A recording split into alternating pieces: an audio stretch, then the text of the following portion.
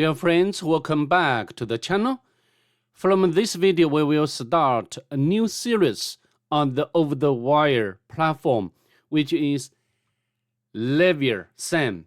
This series can provide us a lot of opportunities to practice Linux skills. And I will explain all key concepts and skills, techniques in detail. So then we can copy this username as starting point. We can head over to Kali Linux. Let me get the last command by retrieving this from history. Okay, so as you can see over here, first of all, we need to use SSH client to try to connect to the target. As you know, SSH service or protocol can provide us secure method to send a command to the target, and all communication will be encrypted very well. And also, SSH can provide secure authentication methods. And by default, SSH client 2 is installed in any Linux distribution. Although you can use some third-party or standalone software like a PuTTY to work as SSH client, but I think SSH client itself is enough to do this challenge. Okay, and also we need to specify the username and its host name of the target, and we need to put the @ between them. And then, because in our case the port number used by SSH service on the target machine is not the default one, 22, is 2223. So we must explicitly specify the port number by the option of -P. So then we can hit enter. And we need to provide the password for the level 0. The password is the same as the username. We can copy and paste in here. All right, as you can see over here, we have already got a shell on the target machine. Shell would be, allowing us to interact with the machine. Okay, but now the cursor is at the bottom. Maybe it's not good for you to see the video. So I'm going to press the keys Control, Shift, and L at the same time to clear the screen. Or you can run clear command. But I think shortcut would be more effective. So next, what we can do, we can use command ls, which means list directory content. For me, I always use the ALH options altogether. Here, A means all, so not just normal file and directory would be retrieved and displayed. Also, hidden ones would be displayed on the screen as well. L means the long list, and H means human readable. So the size would be more human readable. Let's press enter. And yeah, as you can see over here, the size of the directory or the file would be represented as the more human readable format, like 3.7 kilobytes. And next, I think we need to take a look at this directory. So the dot, in Linux, if you see the dot in front of the directory name or file name, this means hidden. if you do not use the A option, you just use L or H option, and this directory, the hidden directories or files cannot be displayed, okay? But no worries, I always use the A, L, H altogether to display directory content. And here, you can get some information about this directory. For example, the first character, D, this means this is directory. And if, the first character is hyphen or, the hyphen or dash, this means this is file rather than directory.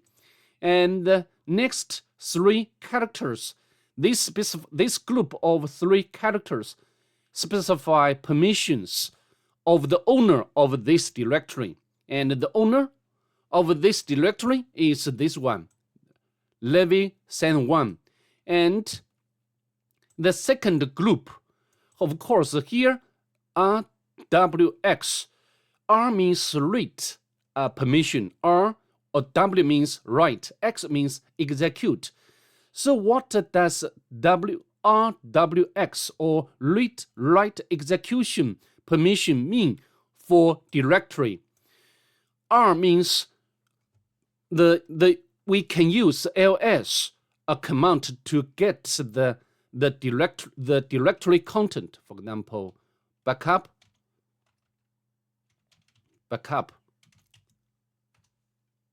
Okay, so the bookmarks. And of course, this is the owner. Current user is this one, 0. And W means the user can create, can remove the file under the directory.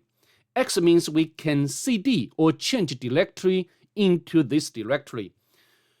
And this first three characters specify the permissions of the owner. Yeah, this case is this one. And the second group of three characters specify the permissions for the group. And the group here is Leviathan 0. And if you run id command, you can get the ID information, including the member of the current user. As you can see over here, the current user, Leviathan 0, belong to this group.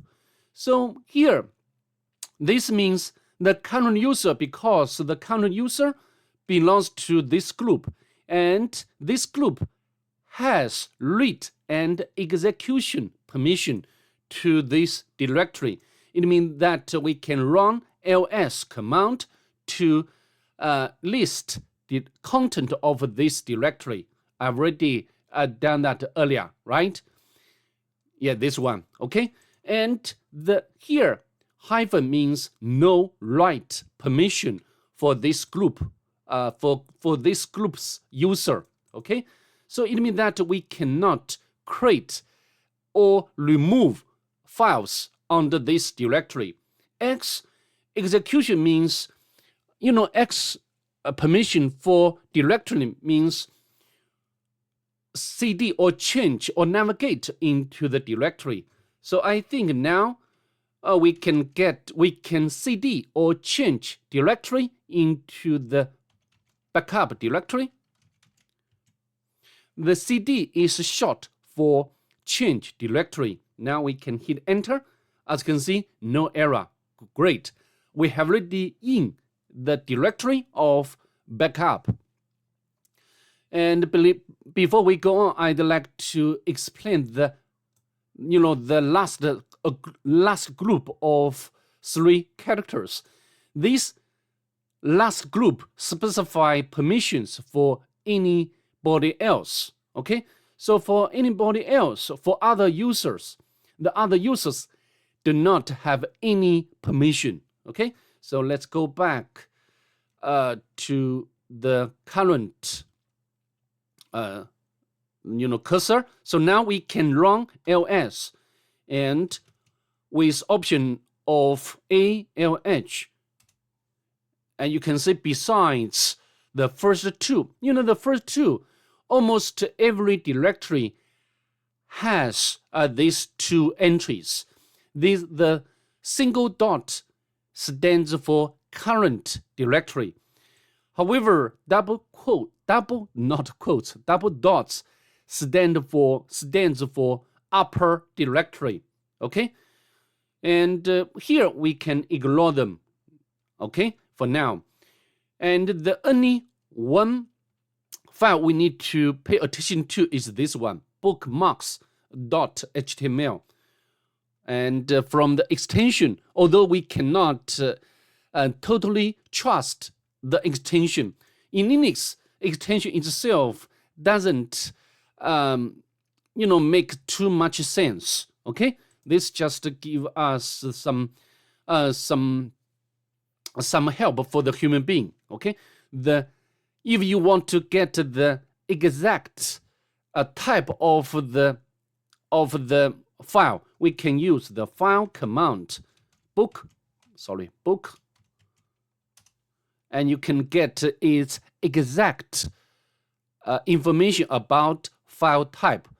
We can, for example, if you type, of course, the current user cannot create a file here, or remove file here. We can create the file and we can use any extension. Okay, I think I've already made it clear. So now you can check its permission. Again, the current user Leviathan 0 belong to this group, and this group has permission of read. So then we can access this file. We can cut out bookmarks. However, this file is very big. It's very, very big. Even the entire content cannot be displayed in one screen. So how to do? We can use the head and bookmarks. So always the head command will display the first few lines of this file. Although you can, specify the line, the number of lines you want to retrieve. For example, like 1 and then bookmarks.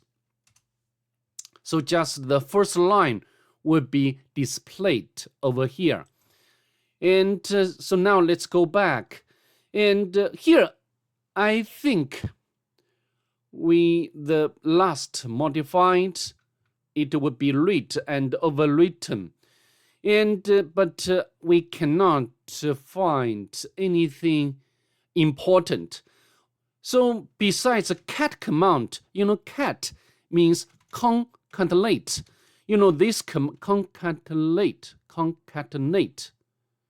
concatenate. Maybe we can use. I cannot get its full name or pronounce it very accurately. We can use the main command to get its help. As you can see over here, concatenate files and print on the standard output.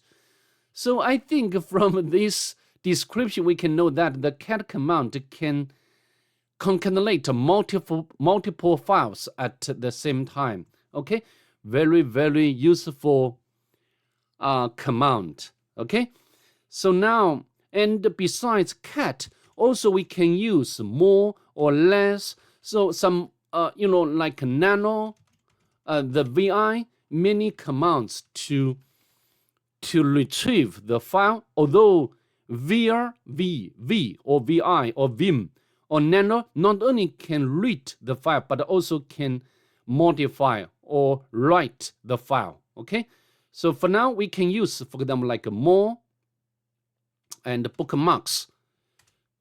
Okay, so then we can, we can retrieve the content of this file one screen at one time. Okay, and you can, you can press any key and to go on. Okay, I think you have already got my point, but I do not want to waste your time.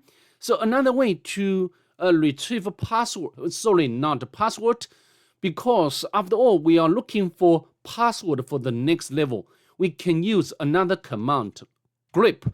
And for example, we can use the -i option, or this would be case insensitive. For example, like a password and bookmarks to see whether we can find passwords in the target file. Indeed, we can get the password for the next level. So I think to quickly recap, in this video, I have already explained several commands like grep, cat, more, less, ls, and also ssh command. So that's pretty much it. I'd like to see you in the next one. Bye. Have a nice day, please.